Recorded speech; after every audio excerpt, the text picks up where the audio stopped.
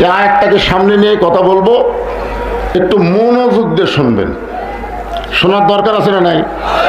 আল্লাহ বলেছেন সামিনা কথা আনা, আগে শোনা লাগবে। তো শোনার সময় যদি আপনি বুঝবার না পারেন তাহলে সেটা গ্রহণ করবেন কি করে?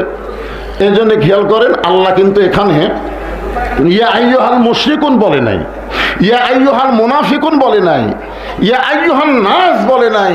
এখানে আল্লাহ বলেছেন ইয়া আইয়ুহাল্লাযীনা আমানু।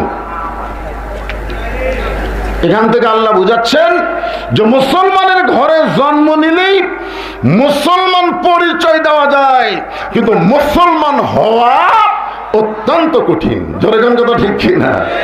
আমরা পরিচয় দিচ্ছি মুসলমান, নামাজ পড়ে না এক ওয়াক্ত, অথচ এই বেড়াগাহে মুসলমান। আপনারা বলেন তো, যে লোকটা ইচ্ছা করে নামাজ পড়ে না, এরপরে যদি মুসলমান দাবি করে চলবে? আল্লাহ রাসূল বলেছেন বাইনাল আবদি ওয়াল কুফরি তরকুস সালাত, বান্দার কাফেরের মধ্যে পৃথক করার জিনিসটার নামই হলো নামাজ। তাহলে মুসলমান যদি আমরা টিকেবার চাই, ঈমানের পরে এক নম্বর আমলের নাম হলো নামাজ। জোরে বলেন নাম কি? নামাজ। এদিকে সব বললো সালাত, সালাত কোরআনের ভাষা, আর আমাদের বাংলাদেশের ভাষা কি? নামাজ। এখন সালাত নিয়ে গ্যাঞ্জাম পাচ্ছে। কিসের সালাদ ভাই?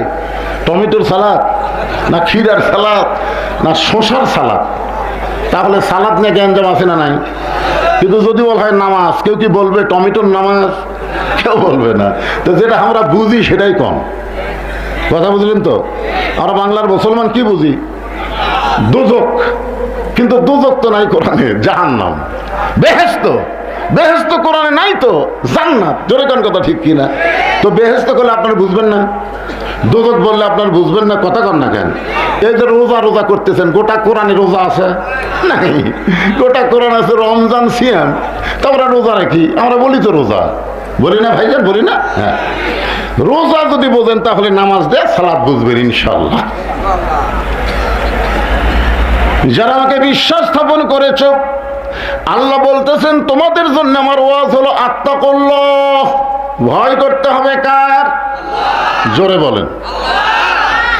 বর্তমানে আপনি নওগাঁ শহরের কেন্দ্রীয় মসজিদে জোহরের নামাজ আদায় করবেন, কিন্তু আপনার পায়ে আছে 2000 টাকার জুতে।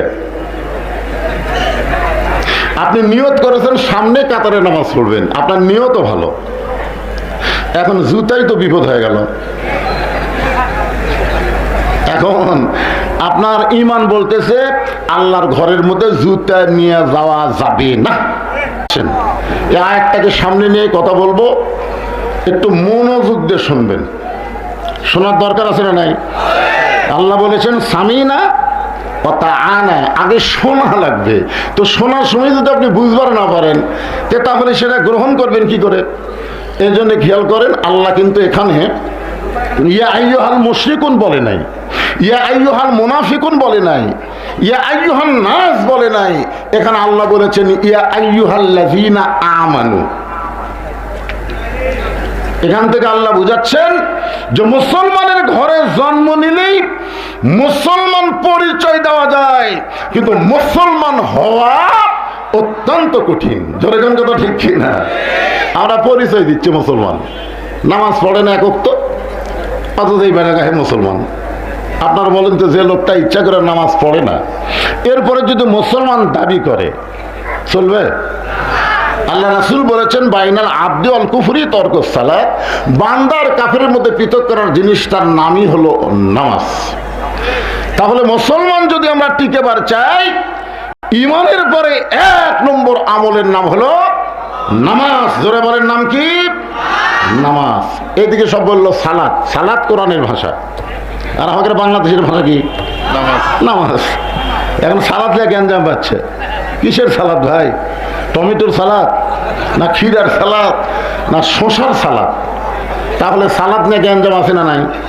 কিন্তু যদি বলা হয় নামাজ, কেউ কি বলবে টমেটোর নামাজ? কেউ বলবে না।